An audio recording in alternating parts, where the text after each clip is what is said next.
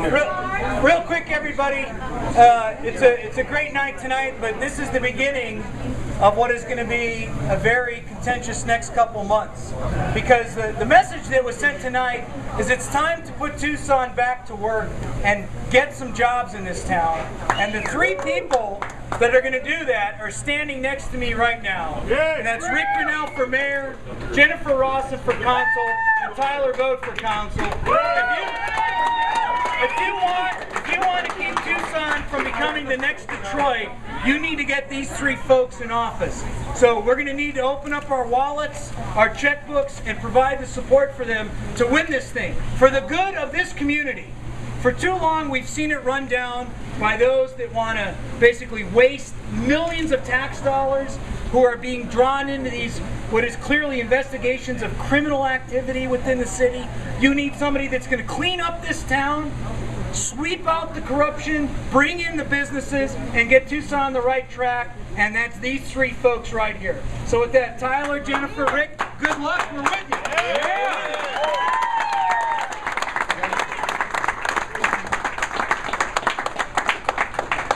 I'm Jennifer for jobs and the new talent for the new direction. And Tucson does desperately need to move in a new direction where we have jobs, police, fire, and our roads repaired. Let's concentrate on the things that every Tucsonan needs and make sure that we have a vibrant community. I'm Jennifer for jobs, and you can help me by going to Rawson for council and donate button. Thanks a bunch.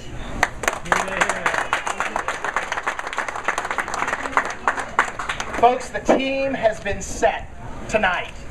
Now it's time to lay out the field, and it's time for us to charge. We have got a great team here, and we are going to take it to the next level, and we are going to win back City Council. Thank you.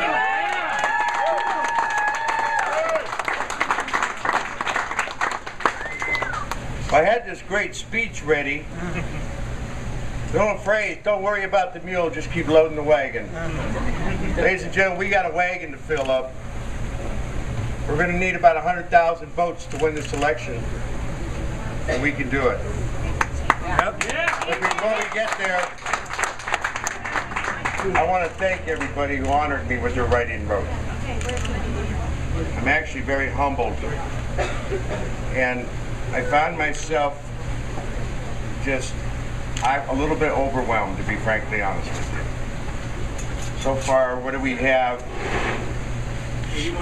8,100 write-in votes so far.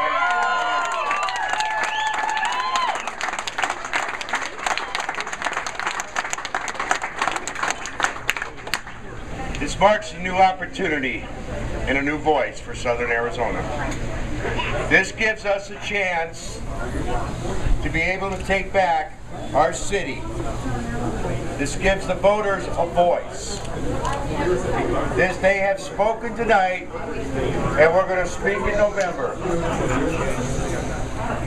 But before we get there, I do want to congratulate all the candidates and all the parties, because being a candidate for public office requires personal time, sacrifice, and your resources. So to all the candidates running for public office and all that made it out tonight, congratulations, and we look forward to a very healthy debate on our issues. With that, the citizens have clearly indicated they want a choice, they want a voice, and they want to elect a leader who understands the issues of Tucson.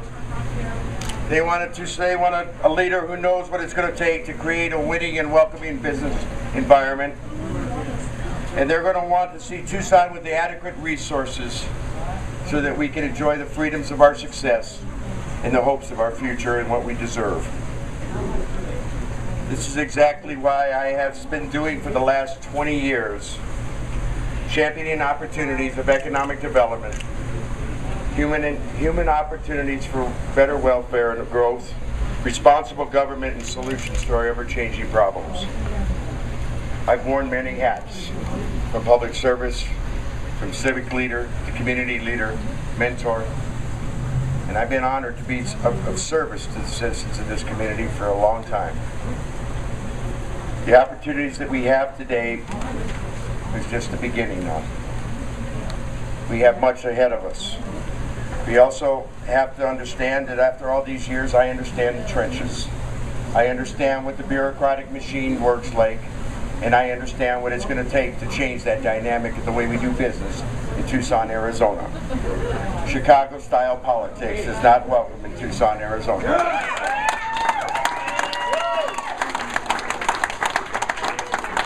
This is why my priorities are there will be the economy, the economy, and the economy.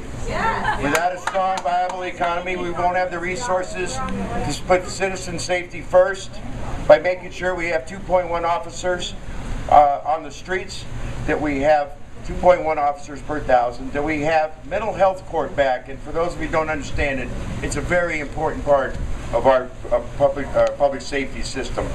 That we have prosecutors, judges, and courts that are fully staffed, and a 911 center that nobody ever calls and says, I can't get through. Darn right.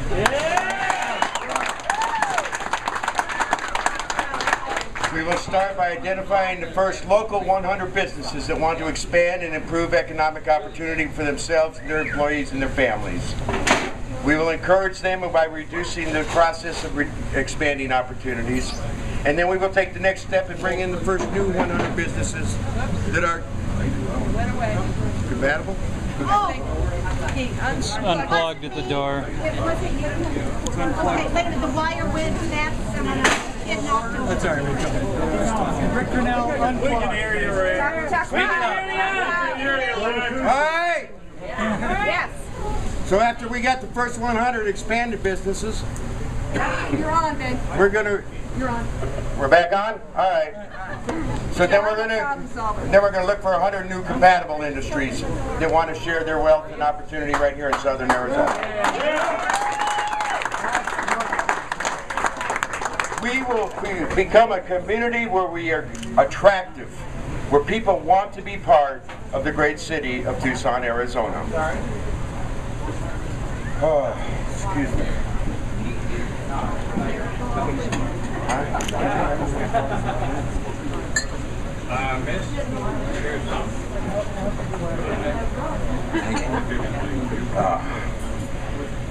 I also want to talk a little bit about the present fiscal irresponsibility of our government. We have a lot of good employees that work for the city of Tucson. What we have is a failed system of management and leadership, and this is not acceptable or tolerable. There is a reason that the FBI is investigating Rio Nuevo. This process of doing business will no longer exist. It is unacceptable, and the people deserve a whole hell of a lot better.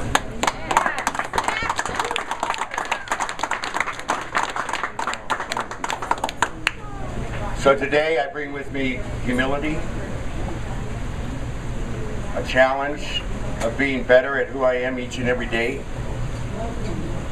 and I bring the experience, strength, and hope to move Tucson forward, not only for our citizens of today, but our future of tomorrow. You wrote me in, now I need you to vote me in. Tucson deserves a leader that understands what it's going to take to be successful. And let me close with this. I want to thank Barbara Bathan and our campaign team, Lori Snyder, Kim Kimberson, Alex Smith, Alan Michaels, Adam Dellis. I tell you what, these people have just donated, Alan, God bless you, brother. These people have donated their time, energy, and passion. And I want a special thank you. My mom is here someplace celebrating her 79th birthday. Mama, happy birthday.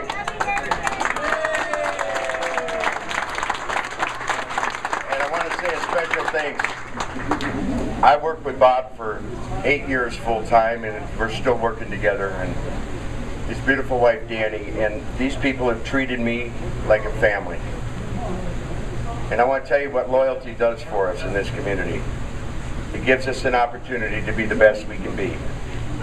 So without you, without friends, and without our family, we have nothing. Be well to yourself. Thank you for being here. God bless and good night.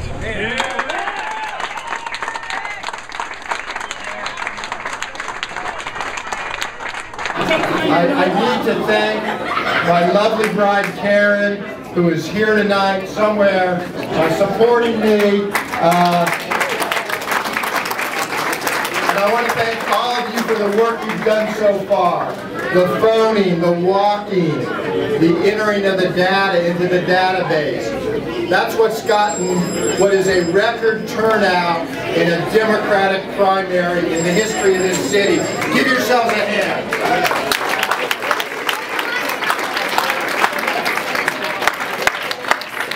And I want to congratulate Regina for the hard work she did.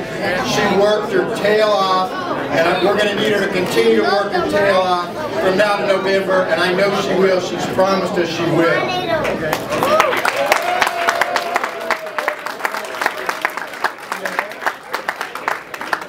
Look, there is much work that lies ahead. In 70 days from tonight, for the first time in 12 years, we will have a new mayor in the city of Tucson.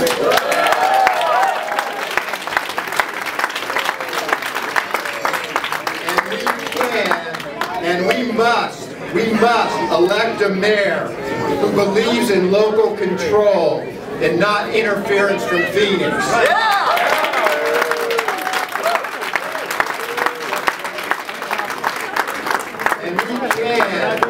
And we must elect a mayor who believes in the value of public service and the value of public employees and what that means to a community.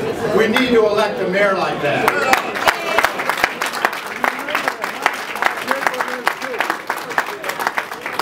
And finally, we need to elect a mayor who can bring this community together, who will not have a history of divisiveness, but someone who will bring businesses and neighbors together to move Tucson forward. Yeah!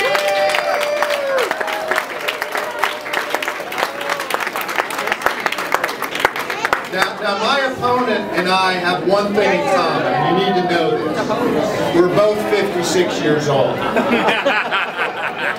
And after that, there won't be a lot of similarities. And I am very hopeful and confident that when the people of Tucson see my record of success in community service, see my record of helping literally hundreds of small businesses in this community form and get started and work with those small businesses through good times and bad times, helping them create jobs and retain jobs.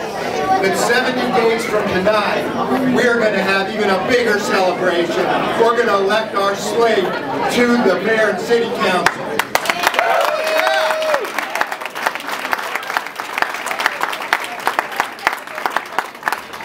One announcement I'd like to make tonight, and I'm very proud of. I've been working at this for a year, and I've gathered a number of groups that are going to be supportive in this campaign.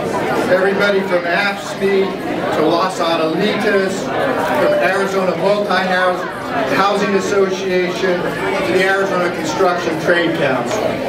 But I'm here tonight to announce that yesterday I was authorized to make public that I have received the endorsement of the Tucson Police Officer Association.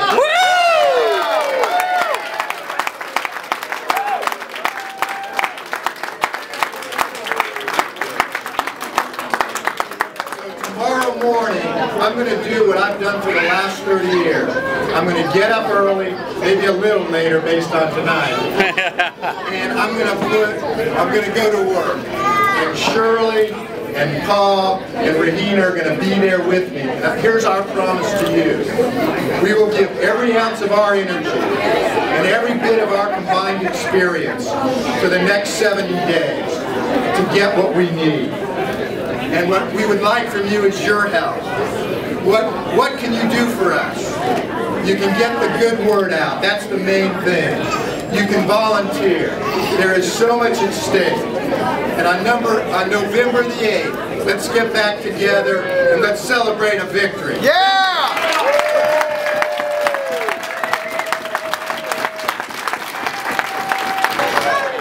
This is a good night, isn't it? This is a really good night because we not only had a smashing turnout, we also worked very, very hard to get really good numbers. And I think that I feel first and foremost humbled by the voters of Ward 1 to voting for me in the primary and solidly pushing me down the road to the general election. But I really feel as though the voters of Ward 1 have seen my work and my dedication on the Ward 1 council seat, and I think they like what they see, don't you think?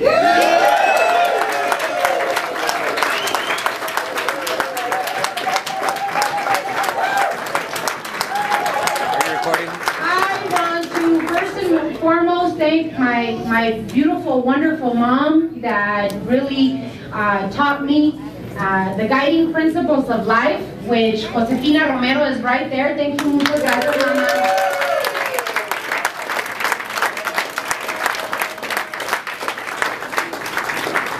Dad couldn't make it because he was bird watching in Arivaca.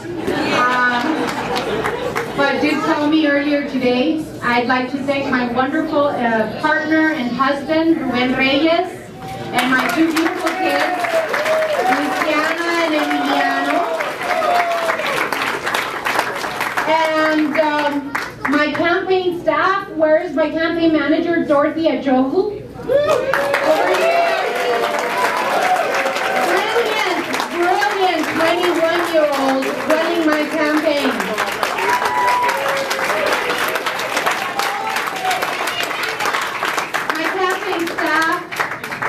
Luke Knight and Susan Marshall, and also my campaign committee, my chair Dan Ekstrom, Lillian Lopez Grant, Linda Mason, and Tom Warren. Thank you so much for your help. I really appreciate it, and I'm very humbled. I think that we move on to the general election, and the 3.5 years that I've served you on the council, I've worked very hard to maintain and improve our public safety, and we need to continue fighting for that. I've worked very hard to maintain the funding, the human services, and services that we have to contribute to our community. I've made sure that we have not balanced our budget on the backs of the working family.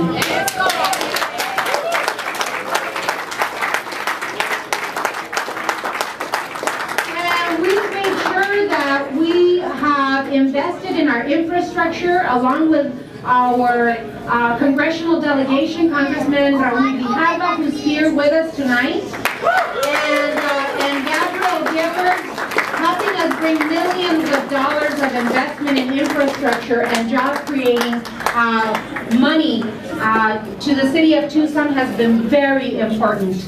On economic development, we have to continue.